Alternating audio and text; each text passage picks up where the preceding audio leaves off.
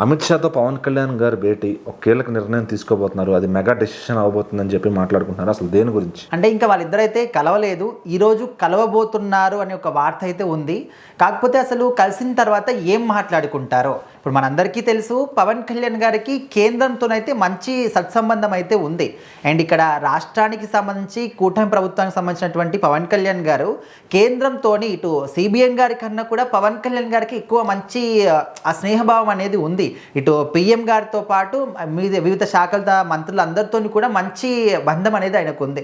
So ఒకవేళ రాష్ట్రానికి ఏమైనా నిధులు కావాలి అనుకున్నా కూడా సపరేట్గా ఆయన వెళ్ళి అడిగి తెచ్చుకునేటటువంటి ఆ స్వేచ్ఛ కూడా పవన్ కళ్యాణ్ గారికి ఉంది. సో మరి ఇప్పుడు రాష్ట్రంలో కావచ్చు, ముఖ్యంగా కేంద్రంలో అయితే ఇక్కడ బడ్జెట్ సమావేశాలు అయితే స్టార్ట్ అయిపోయాయి. సో ఇక్కడ ఈ నెలాఖరులోపు కూడా అవి ప్రవేశపెట్టే ఒక అవకాశం కూడా కనిపిస్తుంది. సో మరి ఇలాంటి సందర్భాల్లో పవన్ కళ్యాణ్ గారు ఎందుకు వెళ్తున్నారు, ఢిల్లీ పర్యటన ఎందుకు చేస్తున్నారు, ఆ పర్యటనలో భాగంగా అమిత్ షా గారిని ఎందుకు కలుస్తున్నారని కొంతమంది రాజకీయాల పరంగా చర్చిస్తూ ఉన్నారు.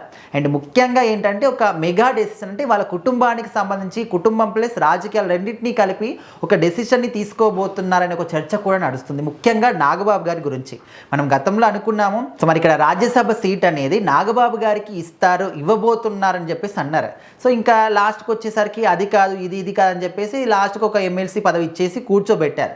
సో ఇప్పుడు ఏంటంటే తొందరలోనే ఏపీలో ఒక 4 సీట్లు అనేవి 4 ఖాళీలు కాబోతున్నాయి. సో అందులో అవి కూడా కూటమి ప్రభుత్వానికి వచ్చాయన్నమాట. 2 టీడీపీ, ఒకటి జనసేన, ఒకటేమో బీజేపీ. సో మరి ఇక్కడ జనసేన పార్టీ తరపున ఎవరిని తీసుకెళ్తే బాగుంటుంది అంటే ఆల్మోస్ట్ అందరూ కూడా నాగబాబు గారి పేరే ప్రిఫర్ చేస్తూ ఉన్నారు.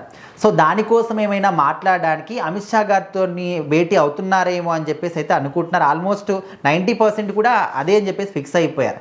అండ్ ఇంకొకటి ఏంటంటే కేంద్ర రైల్వే శాఖ మంత్రితోని కూడా పవన్ కళ్యాణ్ గారు కలుస్తున్నారు. కలిసిన తర్వాత తన నియోజకవర్గంతో పాటు రాష్ట్ర వ్యాప్తంగా ఉన్నటువంటి రైల్వే సంస్థల గురించి, రైల్వే స్టేషన్ల గురించి, పునరుద్ధరణ కావచ్చు అండ్ డెవలప్మెంట్ గురించి కూడా మాట్లాడే అవకాశం కూడా కనిపిస్తుంది అంటున్నారు. ఆయన వెళ్ళి ఓన్లీ ఆయన ఒక పని కోసం అని కాదు, ఒక 2-3 పనులు ముగించుకొని ఆ ఢిల్లీ పర్యటనలో ఇక్కడికి వచ్చే అవకాశం అయితే కనిపిస్తుందని అంటున్నారు. మరి చూడాలి నాగబాబు గారికి ఒక అవకాశం వరిస్తుందా లేదా అని.